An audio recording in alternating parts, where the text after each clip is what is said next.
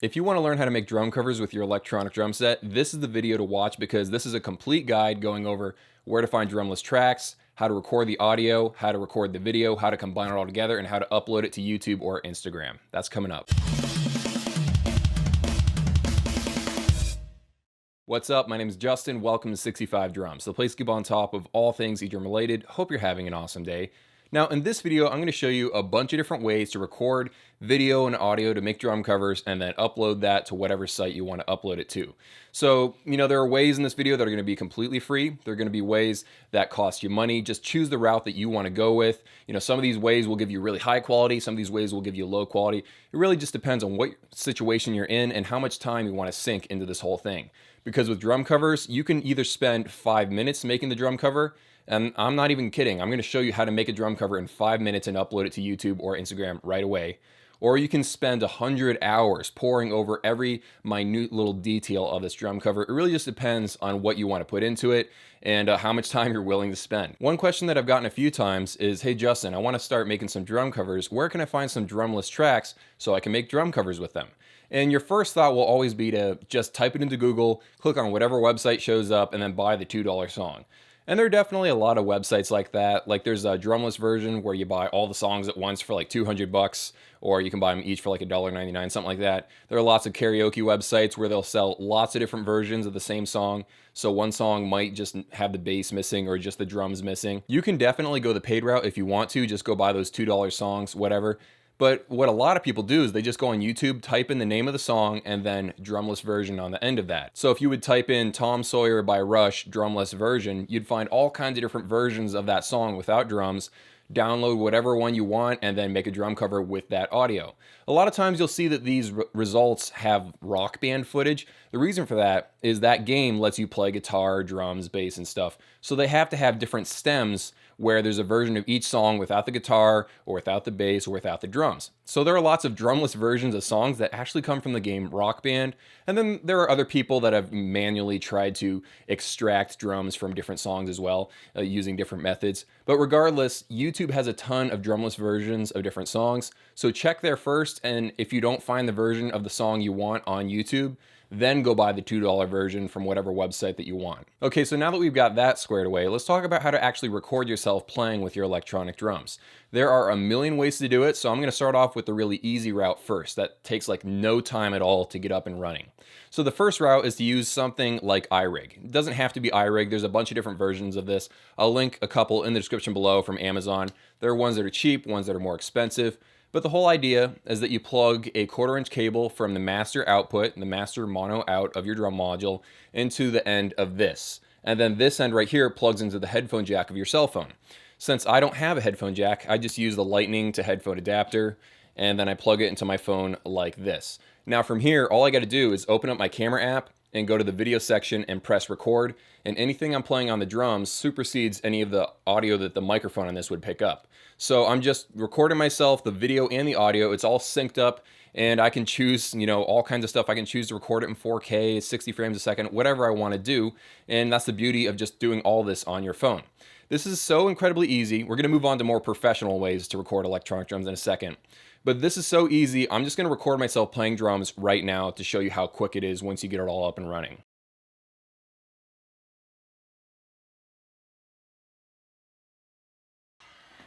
Okay, so this is that video file that I took just a second ago.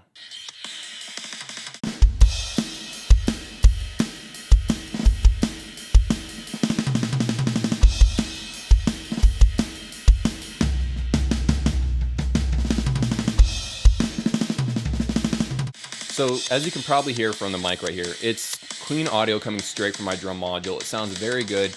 It's not coming from the mic on the phone that's picking up a PA system over here. It's just from the cable that goes to the lightning port on my phone. iRig is an incredibly easy way to do it. You don't have to sync up the audio and the video later, and you've got the file already. I can just export this into iMovie, the video editing app on my iPhone. I can trim off the edges and then, send it to YouTube right away, and there's my drum cover just like that. It's going to be mono audio, so don't think that this will replace some sort of audio interface. It definitely won't. but it'll give you decent audio. It sounds good, and I'm happy with the results, and this is what I use on Instagram. If you search the word iRig into Amazon, you'll see a bunch of different versions of this from different companies. Some of them cost like $9, some of them cost like $50. A step up version of this is probably the Roland Go Mixer. That's like a step up version. It's the same idea. You plug not into your headphone jack, but into the lightning port of your iPhone or the USB port of your Android phone, and you can plug in multiple instruments. So this will handle one drum set in mono. The Roland Go Mixer is just a nice high-end version of this for $100 where you can plug in multiple instruments.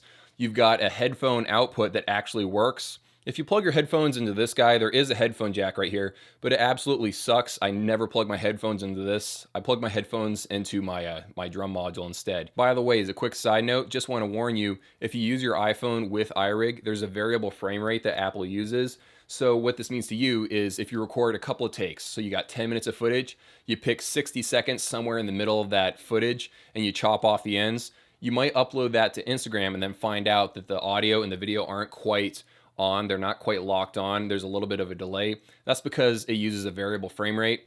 So what you want to do is throw your video file into iMovie and then export it at full resolution. That way it goes into a locked frame rate and then you can edit it from there, and then your video footage and audio will stay locked in. That's if you're going to go the mobile route. Moving on to recording method number 2. This one's kind of niche. It won't work for everybody. But if you happen to have a camera like a Canon or a Nikon that has a microphone jack on the side of it, you can plug your drum module straight to the microphone jack on your camera. So you can record the audio and the video in sync all at once with nice image quality because you're recording it straight into a Canon SL2 like mine or whatever camera you happen to have. So if you happen to have a camera like that, you can do all that, and the editing that you'll have to do later on will be minimal. So before I move on to recording method number 3, I just want to mention options number 1 and 2. Those are the easiest ways to go because you got the audio and the video already synced up. So it's all perfect and ready to go. These further options that involve laptops, you're going to have to use video editing software, some sort of DAW. There's going to be stuff that goes into it. It's going to be more time consuming. It's not going to be this quick and easy thing at first until you get the system down. So just wanted to tell you that, but you will get superior results in the later steps that I'm about to talk about. But the first two are the easiest and quickest ways to get a solid drum cover out there on YouTube or Instagram. Okay, so recording method number 3 is to record straight to your laptop from the master output of your drum module to the mic input on the side of your laptop. So here's how that looks. You got your drum module right here, plug one end of a 1/4" cable to the mono outputs of your drum module like that, okay? And then on the other side, you'll need an adapter that goes from 1/4" to 1/8", or if you have a cable that goes straight from 1/4" to 1/8", that works as well. But you get an adapter like that, and then you plug this to the mic port on the side of your laptop. Sometimes laptops will have a separate port just for the microphone.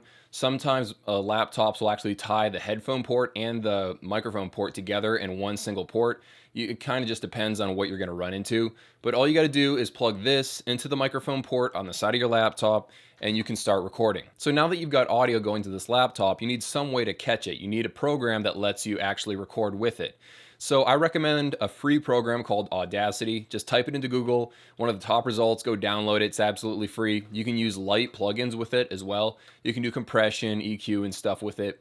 But you'll just have to go to input sources and select the one that's your drum module. It won't be named because you're not using USB in this step.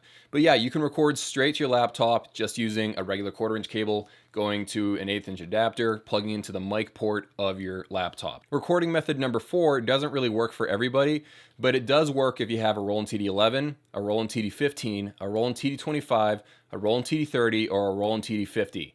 I don't think it works with the Roland TD1, but I know for a fact all those modules I just said, it all works with those. You just use a USB cable going from your laptop to your drum module. When you look at the back of a TD11 or a TD30 or a TD15, you'll see that there's going to be a USB port, just like on this KT4.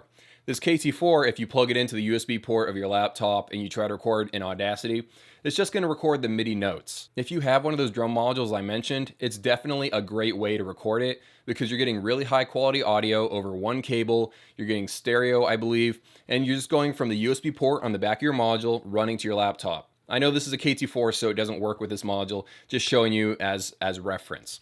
But yeah, that's a great way to do it. On the TD50, one of the great selling features of that module is that you get multi-track audio recording over USB. So you'll get a line for your kick drums, for your snare, for your toms, your cymbals. That's awesome. The TD30, unfortunately, is just going to be a stereo, line in, but that's okay. It's a cool feature of those Roland modules. All right, let's move on to number 5. This is where it starts to get a little bit pricey.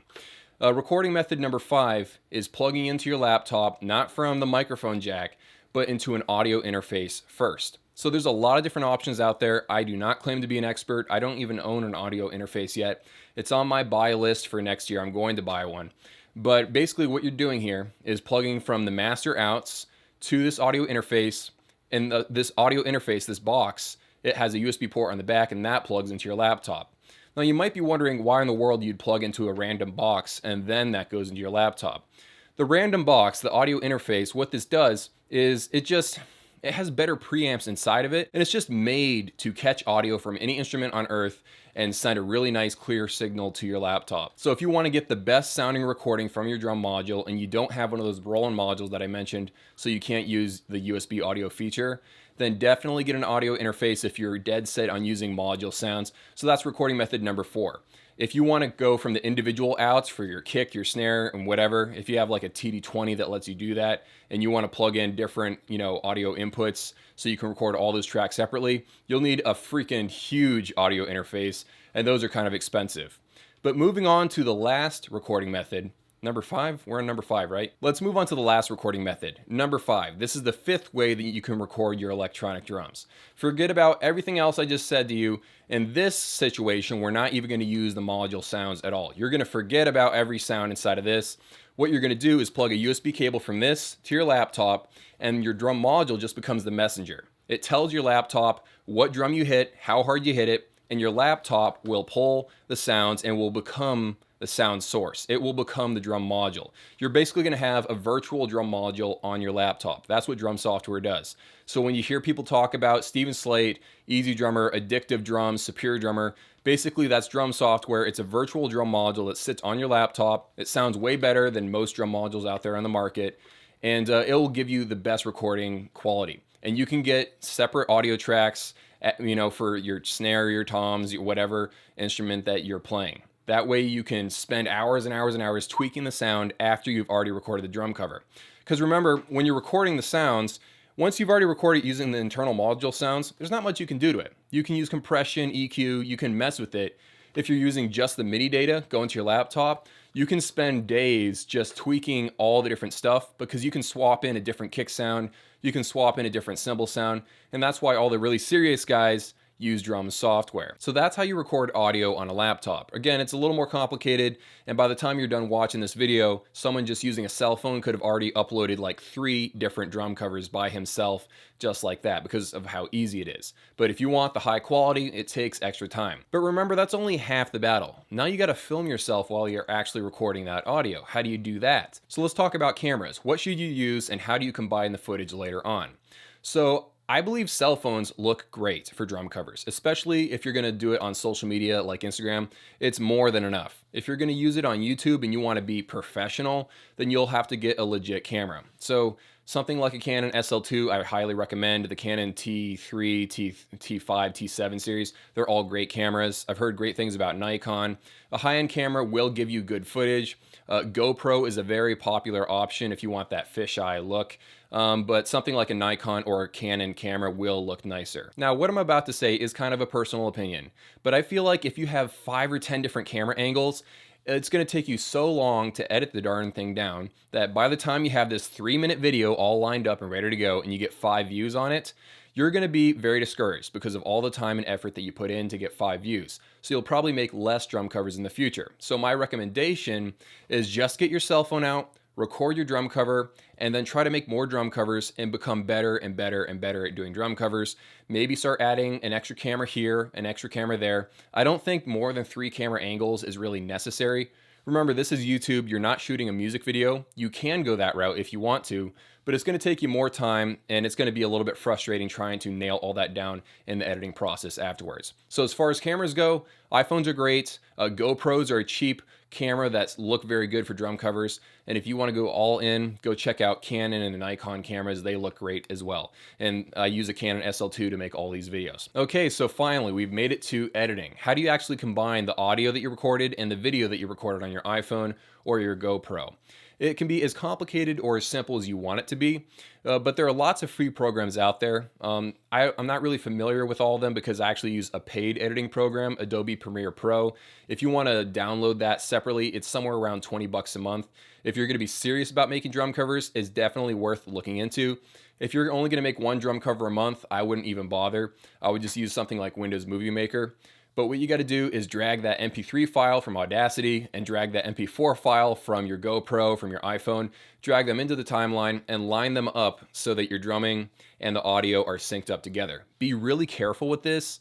Zoom in on the timeline and just mess around with it until you get it completely locked in, because nothing looks worse than you drumming and your audio being out of sync. It's happened to me a few times and I really, really hate it. It's a pet peeve of mine. So I would recommend spending the proper amount of time to getting them really lined up correctly. When you start video editing, there's lots of bells and whistles you can do in the editing process. You can spend as much or as little time as you want in video editing. So you can put filter on top of filter, color correction, lighting balance, all that stuff. You can spend a ton of time on that. You can put effects in, you can put like titles in, you can do a ton of stuff. You could spend years of your life on this one video if you really, really want to. But I would recommend just trying to get it out the door really quickly. If you're new to making drum covers, you want to put out a couple of crappy ones so you can sort of get practice and become good at it. And uploading to YouTube is very, very simple. If you open up your web browser, look up to the top right corner, you'll see this little icon that's like an arrow in a box. Click on that, and then this window will pop up. You drag your video file onto that, and now it's uploading. You'll have to change the title to the name of the song and the word drum cover. You'll have to write a little description. You'll have to put in some tags to say exactly what it is. And then you'll want to switch it from private over to public and then press save. It will upload, process, and you'll be good to go. You can even upload YouTube videos from your cell phone if you want to. All you got to do is open up your YouTube app. There's a little camera app over here in the corner. You press it, you press video, and then all kinds of different videos that you have stored on your cell phone, select the one, you upload it, and you can add the tag, the title, and all that stuff as well. Near the end of the video, it was getting really complicated with different camera options, different editing options, how to record and stuff. I wanted to show the really easy way to do it near the beginning of the video, because that stuff can be really intimidating if you don't know what the heck you're doing. And honestly, we all start off not knowing what the heck we were doing. That stuff would have terrified me in the beginning. But now that I know what I'm doing, I can go that route if I want to. You can attack drum covers from any angle you want. I just wanted to explain to you all the different steps, all the different ways it can be done. So that's the video. I hope you guys enjoyed it. Again, I'm not trying to be some sort of drum cover guru. Obviously, I'm not. But this is a quick primer on all the different ways to record the audio and the video and get a drum cover up and running tonight, or if you want to go the really hardcore route, in 10 hours when you're finally finished doing it. Anyway, I hope you guys enjoyed the video. Thank you so much for watching, and I'll see you in a few.